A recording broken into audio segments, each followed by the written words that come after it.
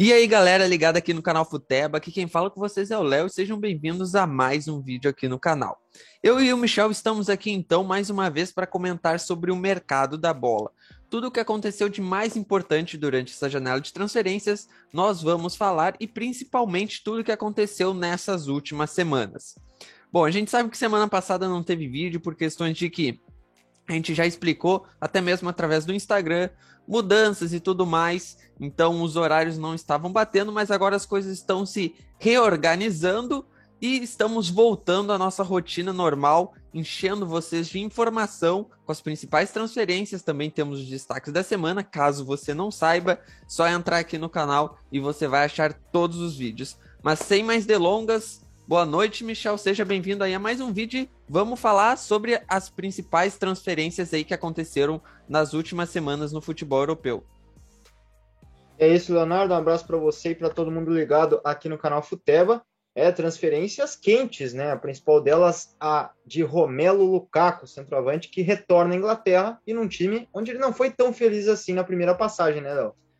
Pois é, o Michel ali já nos deu então aí o primeiro jogador que a gente vai comentar aqui da nossa lista, que é Romelu Lukaku, né? O belga que, como o Michel falou, já havia passado pela equipe dos Blues, melhor dizendo, foi revelado pela equipe do Chelsea, ou estava lá desde as categorias de base, chegou muito novo na equipe do Chelsea e não conseguiu todo esse destaque que ele acabou ganhando em outros clubes. A gente pode citar até outros jogadores que foram revelados pela equipe do Chelsea e que tiveram sucesso depois de sair do clube, novos também. A gente pode citar aqui o próprio Lukaku, Kevin De Bruyne, Mohamed Salah, o Michel, que é torcedor do Chelsea, pode nos dar outros exemplos que eu possa ter esquecido aqui também, mas a questão é que o Lukaku é mais um jogador que retorna ao seu clube de origem, um clube que o formou, assim como o próprio caso de Paul Pogba, que retornou ao Manchester United, onde não teve sucesso lá no início da sua carreira, e o Lukaku faz a mesma trajetória e chegou estreando com um gol e como sendo um dos principais centroavantes do futebol mundial, se não o melhor nos tempos atuais, não é mesmo? É isso, Léo. Para mim, só o Lewandowski, que é o atual melhor jogador do mundo, está à frente do Romelu Lukaku hoje, né? Você pediu outros exemplos, dá pra gente falar do Ake, que hoje joga no Manchester City, também não foi devidamente aproveitado, né, da forma que todo mundo esperava no Chelsea. É um exemplo disso. O Musiala, que está no Bayern de Munique, também é outro exemplo, jogadores que passaram pelo Chelsea no início da carreira e não tiveram destaque. Declan Rice, do West Ham, também jogou na base do Chelsea. Então, o Chelsea nem sempre aproveita da melhor maneira os seus jovens, isso vem mudando um pouco de uns tempos para cá, né? O time campeão da Champions já era com muitas caras novas, né? Com o Mason Mount, o Reece James e companhia. E Léo, o Lukaku chega no Chelsea no seu auge, né? O Lukaku acabou de ser eleito o melhor jogador do campeonato italiano, foi campeão da Série A com a camisa da Internazionale, como artilheiro da competição. É um jogador que, no Chelsea, ele ficou marcado por errar um pênalti numa Supercopa da Europa contra o Bayern de Munique lá em 2013. Mas cá para nós, Supercopa não vale muita coisa. Errou o pênalti? Errou o pênalti. Mas não deveria ter essa lembrança aí, o torcedor do Chelsea até hoje fresca na memória de um pênalti desperdiçado numa Supercopa. O Lukaku sai do Chelsea depois de alguma descontentação, né, com a sua posição dentro do elenco. José Mourinho era o técnico à época, vai para o Everton e no Everton ele desencanta fazer gols. Viveu grandes temporadas no time azul da cidade de Liverpool e dali se projetou para o Manchester United. Deu um grande salto na carreira. No United não foi tão bem, é verdade, mas o Manchester United que de uns tempos para cá é meio caótico, né? Vários bons jogadores passaram por lá e não foram bem. Alexis Sanches, Mkhitaryan, Schweinsteiger, Di Maria, entre outros. Hoje no time, dois exemplos disso, Van de Beek e Alex Telles, por exemplo.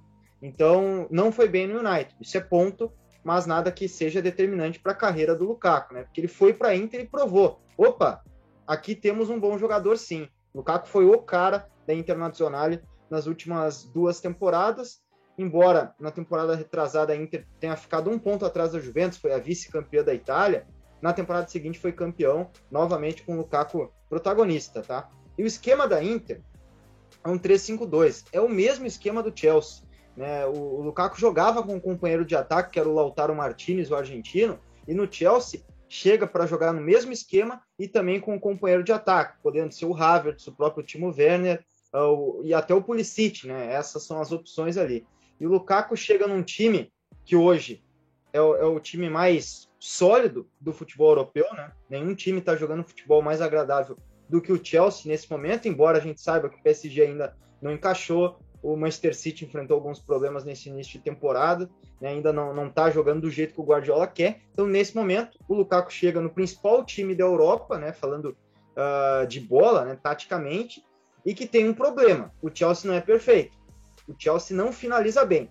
O artilheiro do Chelsea na temporada passada foi o Jorginho. O Jorginho é volante. Ele que inicia, ele que abre o meio campo. Ele é o primeiro cara da volância do Chelsea. Foi artilheiro, porque é muito bom batedor de pênaltis, com 7 gols. O Zuma, que é zagueiro e é reserva, foi um dos artilheiros com 5 gols. Então o Chelsea, apesar de ser um time muito forte, ele tem problema na finalização, e isso é evidenciado com os artilheiros que eu acabei de citar, e também com o Timo Werner, que perde muitos gols feitos. Então o Lukaku chega num time que está carente desse fazedor de gols, e o Lukaku vai ser esse cara, e ele já deu um belo cartão de visitas na estreia, fazendo um golaço contra o Arsenal. Ah, mas foi sem goleiro, era um gol fácil. É um golaço por toda a jogada. Ele sai da área, faz o pivô, Kovacic observa a chegada do Reece James, dá o lançamento, e assim que o Lukaku sai da área para fazer o pivô, imediatamente ele dispara para dentro da área para receber a bola na sequência.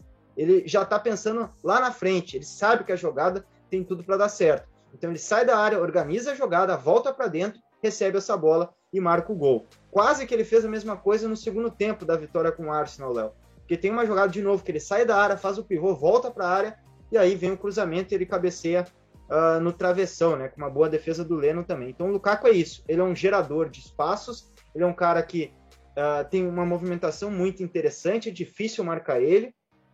Né? Se algum time fazer uma marcação individual para cima dele, já vai estar em desvantagem, como foi o Arsenal, né? O Pablo Mari, ex-Flamengo, marcava o Lukaku.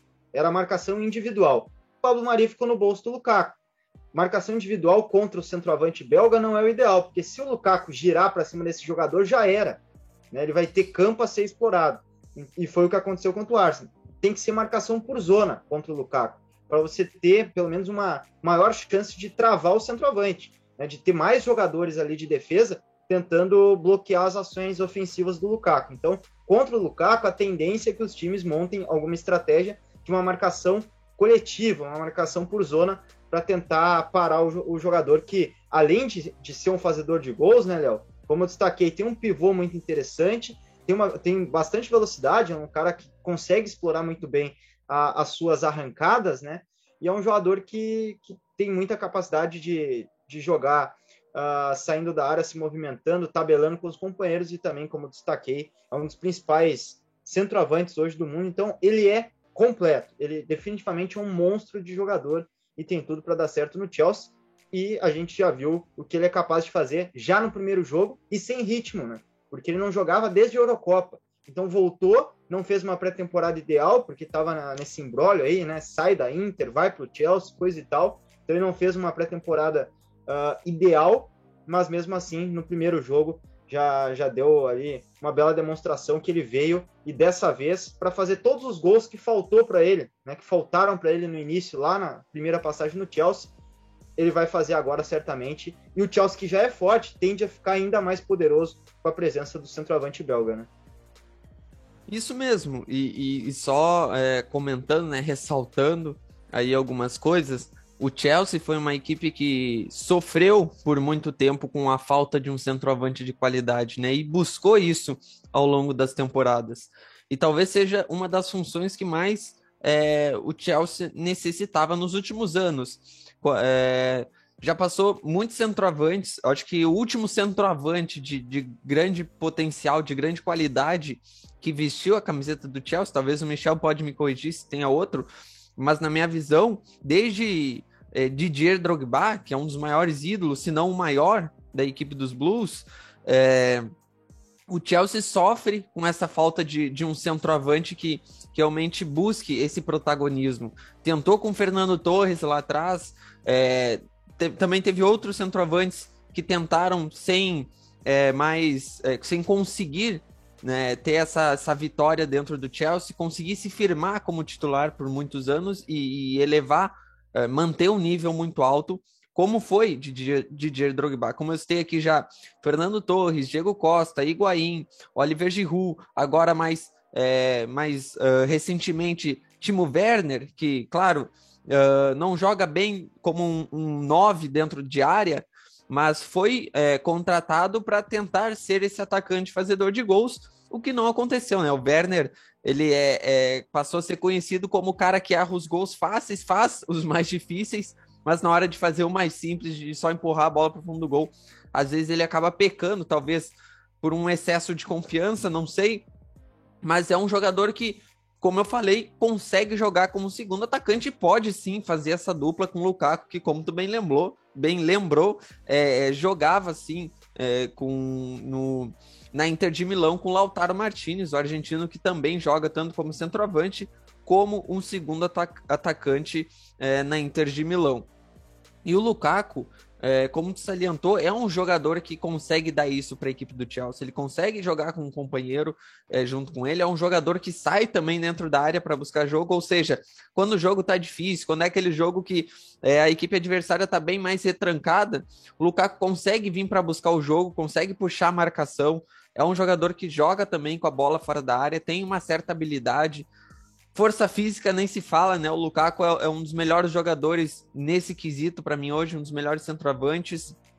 Consegue usar bem a força física ao seu favor e, apesar do tamanho e toda a massa muscular, ele é um jogador que tem uma explosão muito forte, muito poderosa. É uma das características do Lukaku, né? Arrancar com a bola, levar a marcação usando a força física, usando a velocidade, a explosão ali do tiro curto. Então é um jogador muito completo. Por muitas vezes me lembra até o Adriano Imperador, que era um jogador parecido, dadas as proporções, né? Mas o Adriano... Pode falar aí. E são amigos, né? Fazem vídeo chamada e tudo mais, Adriano, Didi e Lukaku. E ele lembra muito, por ser canhoto, por ter uma certa habilidade também fora da área, por ter um chute muito potente, né, e forte. Então o Lukaku, ele acaba tendo essas valências, digamos assim, parecidas com devido às proporções de Adriano Imperador, e vai agregar muito para o Chelsea nessa temporada. Enfim, a equipe do Chelsea, que atual campeã da UEFA Champions League, consegue se reforçar e com um baita reforço agora para tentar defender aí o seu título da Champions League e brigar mais pelo título da Premier League. Então agora... Só para completar, para exemplificar o que você disse aí do centroavante, né? O Drogba, de fato, é o maior centroavante da história do clube, né? De lá para cá, para mim, só um conseguiu ir bem, tá? Que foi o Diego Costa, que agora tá até no Atlético Mineiro, né? Em outro estágio da carreira. Mas o Diego Costa foi muito bem, jogou 3 temporadas só no Chelsea, né? De 2014 a 2017, mas nesse período de tempo ele foi artilheiro, bicampeão da Premier League, por exemplo. E foi muito bem, mas como você citou aí, outros só passaram pelo Chelsea, mas não deixaram saudades, né? Alexandre Pato, Radamel Falcão Garcia, Álvaro Morata, Gonzalo Pepito Higuaín. Então, o Olivier Giroud foi razoável, tá? Mas a gente não esperava muita coisa do Giroud.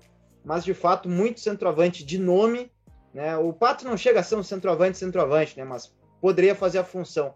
Mas vários jogadores de nome para o ataque, que poderiam ser esse homem-gol, passaram pelo Chelsea e acabaram não indo bem. Mas o Lukaku certamente vai ser diferente, né? Hoje ele realmente está no auge, né?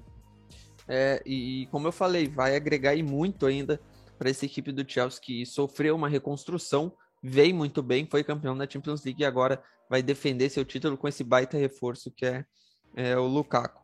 Então agora a gente vai continuar aí no ex-clube do Romelu Lukaku, a Inter de Milão, e falar sobre as contratações que o time italiano fez depois de perder alguns dos seus principais jogadores, como o Lukaku e o próprio Hakimi, que a gente já falou no último vídeo, que foi para a equipe do PSG, né, nesse pacotão que a equipe do Paris Saint-Germain montou, guiado por Lionel Messi, e agora a Inter de Milão tenta repor esses jogadores perdidos com alguns reforços pontuais. Um deles é o Dzeko, muito conhecido pela equipe do Manchester City, pelos torcedores do Manchester City, né? Foi onde ganhou aí talvez um dos seus principais destaques no início da carreira.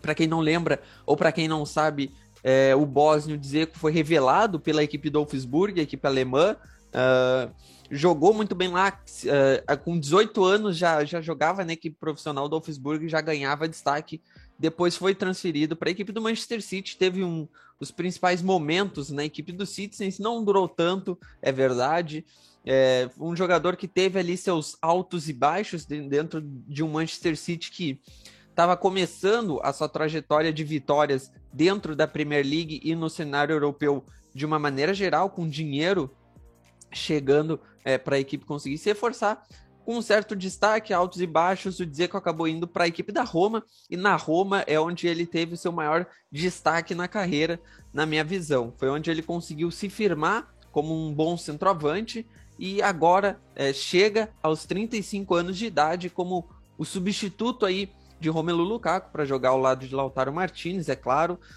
na equipe da Inter de Milão, e também para a lateral direita, depois de perder o lateral direito Hakimi, lateral barra ponta, né? Porque a Inter de Milão costuma jogar com pontas abertas, então normalmente contrata laterais que conseguem fazer essa ala direita, mais ofensivos.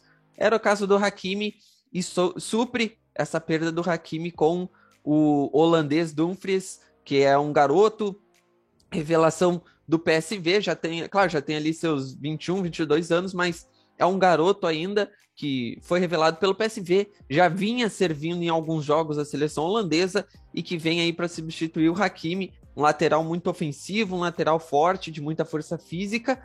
E como eu falei, esses reforços da Inter de Milão foram pontuais, juntamente com o Zaniolo, que a gente já comentou em outro vídeo também, que chegou a Inter de Milão para compor o meio de campo. Então a Inter vai de peça em peça, fazendo apenas reforços pontuais. A Inter que é a atual campeã aí da Série A italiana, né, Michel? É isso, o time atual campeão que perdeu o técnico Antônio Conte, né, por opção do próprio treinador, né? Esperava um convite para uma equipe melhor, acabou não acontecendo, tá sem clube o Conte, né? Com um tiro no pé. E como você citou, né, o Lukaku acabou saindo, que era o melhor jogador do time, e o Hakimi, que também era um pilar fundamental, saiu. Mas as contratações, as reposições foram muito interessantes, tá? Gostei das opções aí da Internazionale, né? No mercado, Dzeko sempre brigando por artilharia no campeonato italiano nos últimos anos, como você bem destacou aí, surgiu muito bem no Wolfsburg, né? Chegou a fazer dupla de ataque com Grafite, hoje comentarista, né? Fizeram dupla de ataque, foram campeões da Bundesliga de forma surpreendente, lá na temporada 2008-2009, né? Então o Dzeko fez uma bela dupla de ataque com o centroavante brasileiro Grafite, aí depois vai para o Manchester City, como você citou, altos e baixos, né? O Dzeko fez 189 jogos com a camisa do City, 72 gols, até que uma boa média, né?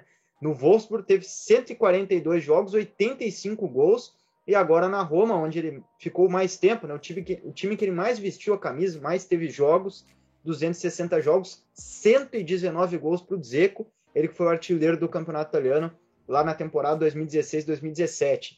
Então, é uma boa opção. Hoje está numa idade avançada, é verdade, né? Tem 35 anos o bósnio, mas está jogando muito bem, tá? Sempre um dos melhores jogadores do campeonato nos últimos anos, o principal destaque da Roma nas últimas temporadas. Eu acho que a substituição, digamos assim, né? A saída do Lukaku e a chegada do Dzeko vão fazer bem para a Inter. Claro que era melhor você permanecer com o Lukaku, né? Mas já que saiu, o Dzeko é uma ótima escolha ali de reposição. E na estreia do campeonato italiano, o Dzeko também já marcou, né? Se eu falei que o Lukaku fez gol na estreia no Chelsea, o Dzeko também, tá? A Inter de Milão venceu a equipe do Genoa na estreia e o Dzeko fez um belíssimo gol de cabeça no cruzamento do Arturo Vidal. Então já teve uma excelente estreia o Dzeko, e não foi só o gol, tá? Teve um outro gol, inclusive do Arturo Vidal, né? O chileno, né? O Dzeko, ele chuta, o goleiro do Genoa dá rebote, na sequência o Barella dá um toque de letra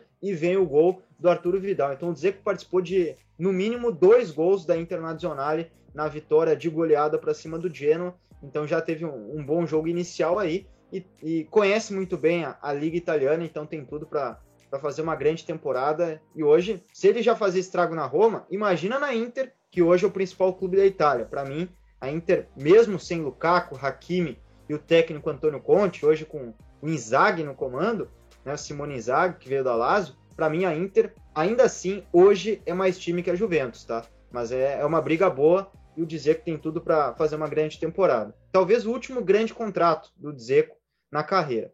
E o Dumfries, ele é um jogador de muito potencial, tá? 25 anos de idade, né? É um jogador... pouquinho mais velho, né? Que eu falei. Errei.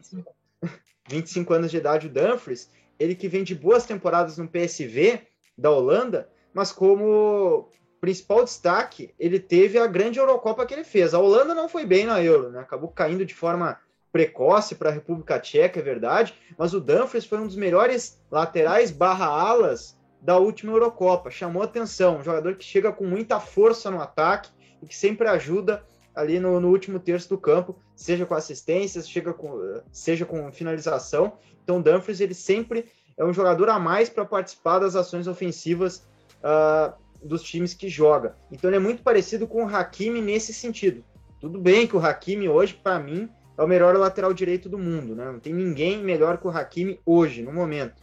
Porém, o Dumfries, em características de jogo, é muito parecido. São jogadores com características parecidas, então o Dumfries foi uma escolha pontual e que realmente se assemelha no estilo de jogo ao Hakimi. Então a Inter foi muito bem nas escolhas, né? Perdeu 2 jogadores importantes e trouxe belíssimas reposições para o lugar e segue sendo um time fortíssimo. O Dumfries não foi titular na estreia do italiano, tá? O titular foi o Matteo Darmian, aquele ex-Manchester United, que não era titular no United também e provavelmente vai ser o reserva no decorrer da temporada. O Dumfries também não fez uma pré-temporada tão adequada assim, melhor dizendo, por conta da Euro que fez e da transferência, tá? Então, esses jogadores sempre têm um pouco mais de dificuldade para saírem jogando logo de cara. Tem um período aí de adaptação, então por isso que o Dumfries não foi titular na estreia, mas certamente tem tudo para fazer uma grande temporada, né, Léo?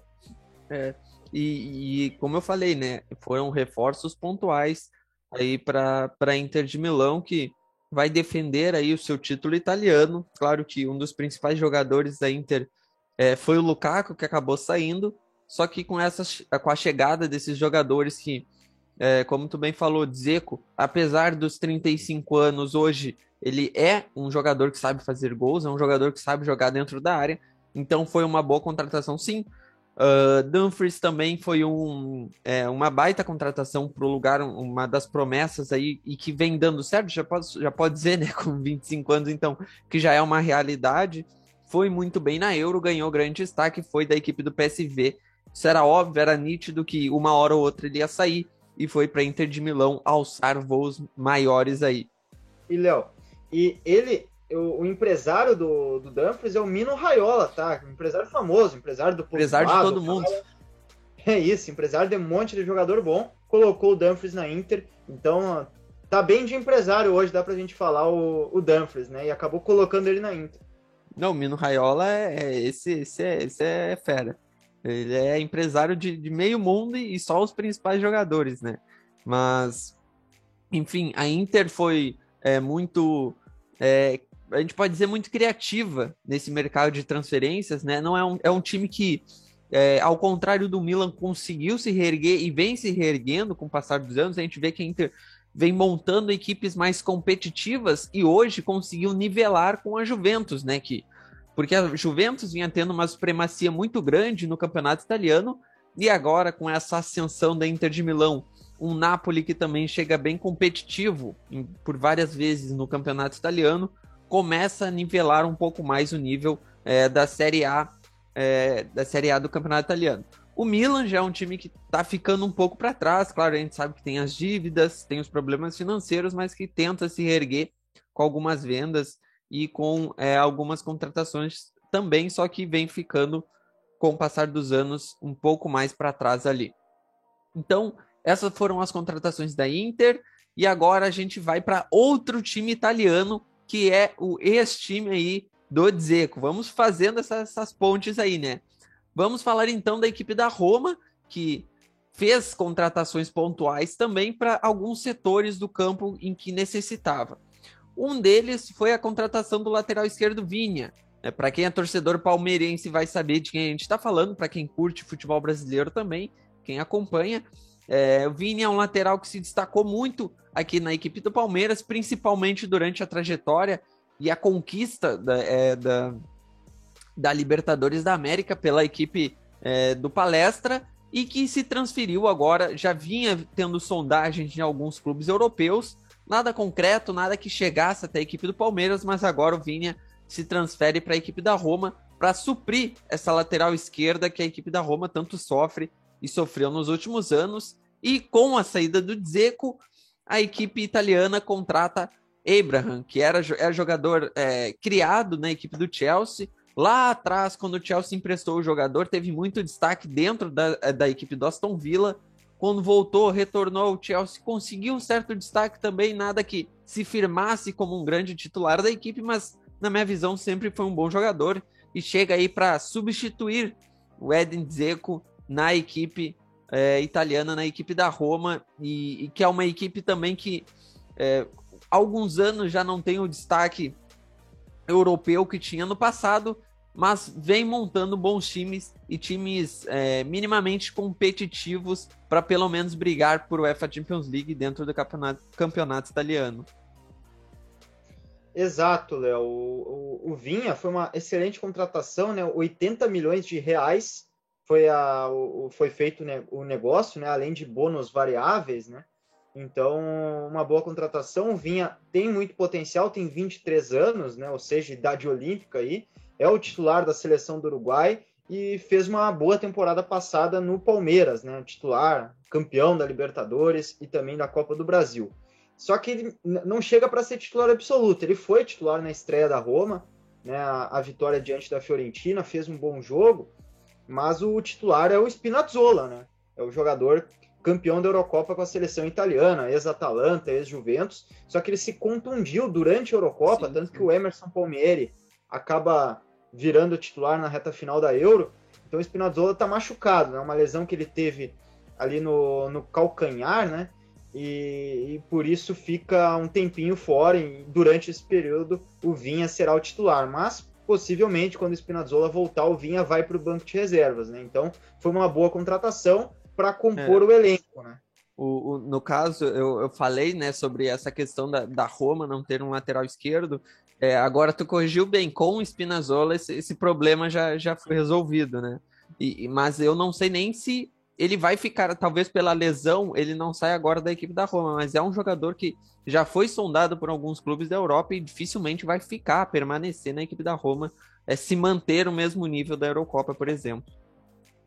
É isso, jogou muita bola na Euro. O Spinazzola é uma pena, né? A lesão que ele teve, lesão grave, que deixou de fora da reta final. Menos mal que a Itália conseguiu ser campeã da Euro sem ele, né? Porque o Emerson também foi muito bem. Aliás, o Emerson também, né? Trocou de time, saiu do Chelsea e foi pro Lyon, mas isso é papo para outro mercado da bola.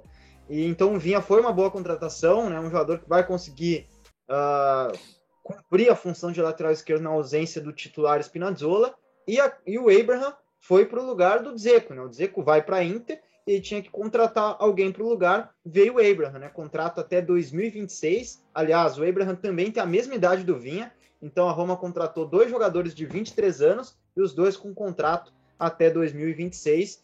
E o Abraham é um jogador de muito potencial, né? Surgiu no Chelsea, foi muito bem na base do clube. O Chelsea chegou a emprestar ele para 3 clubes diferentes, né? Para o Bristol City, depois para o Swansea, mas ele só foi bem mesmo no Aston Villa, né? Ele foi um pilar do Aston Villa, que há 2 temporadas atrás subiu para a Premier League. E quando ele vem para o Chelsea para jogar no time principal na temporada 19-20, ele também vai bem. A temporada anterior ao título da Champions, com o Lampard no comando.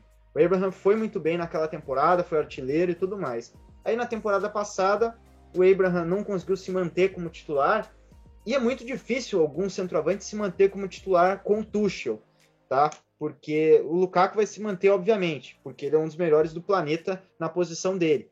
Mas o Tuchel, ele não consegue fazer com que centroavantes fixos, aquele pivôzão mesmo, que joga dentro da área só para finalizar, consigam render no seu time. Por isso que o Giroud não foi bem com o Tuchel, acabou saindo do Chelsea também, por isso que o Abraham também não conseguiu ter o devido espaço no Chelsea, porque não encaixa. A forma de jogar, o estilo de jogo do Abraham não condiz com o estilo de jogo do Tuchel. São coisas diferentes, né? Não bateu ali os dois estilos e por isso o Abraham não foi tão bem como esperado. E acho que foi boa para todo mundo essa negociação, tá? Se o Abraham sem o Lukaku já não tinha espaço, imagina com o Lukaku. Então foi uma transferência boa para todo mundo, tanto para o Chelsea como para a Roma, que agora tem um substituto para o Dzeko, como também para o próprio Abraham, que já estreou com tudo. Eu assisti o jogo da Roma no domingo, os 90 minutos. Muita gente estava olhando o jogo do Flamengo, o jogo do Atlético de Madrid no Espanhol,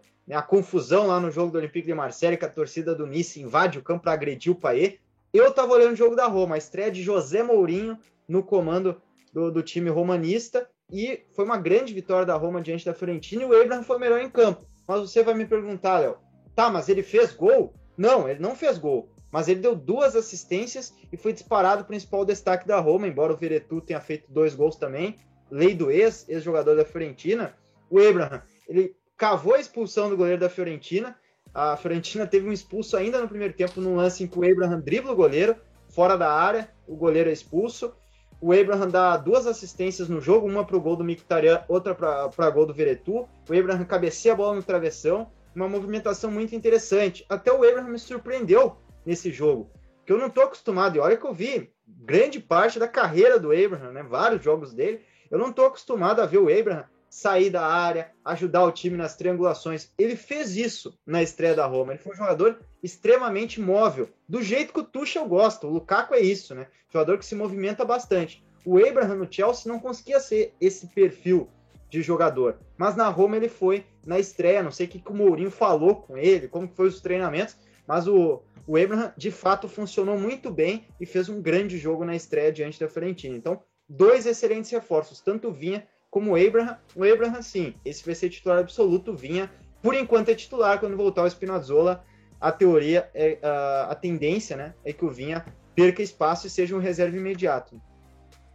A não ser que o Vinha brilhe, né, demais, e aí é até difícil tirar ele da equipe, né? A gente sabe que a lesão do Spinazzola não é uma lesão fácil, é uma lesão difícil, que depois que ele se recuperar totalmente da lesão, ainda tem a parte de adaptação novamente ao campo, a correr, a ter o ritmo de jogo. Então o Vini vai ser titular aí por um bom tempo na equipe da Roma, e quem sabe aí consegue se firmar como um titular, é a oportunidade que ele vai ter. E como tu bem falou do Abraham, é um jogador que é muito novo, então acho que essas pequenos ajustes, como tu bem falou, no Chelsea ele não saía tanto da área, agora vem saindo na equipe da Roma já no primeiro jogo. Então é um jogador que vem sendo lapidado e quem sabe aí pode desabrochar na equipe da Roma e virar, né, um grande centroavante, aí, um centroavante mais completo, e que o futebol moderno de hoje exige, né? A gente vê poucos centroavantes de área e que não conseguem jogar fora dela. Ou seja, o melhor centroavante do mundo é o Lewandowski, que é um dos melhores caras que sabe fazer esse estilo de jogo, né? Sair da área, ter habilidade também fora da área para buscar jogo. São fundamentos importantes, eu diria, extremamente importantes para um centroavante de qualidade nos dias de hoje. Então, por hoje, foram essas as contratações aí, as transferências que a gente falou aqui.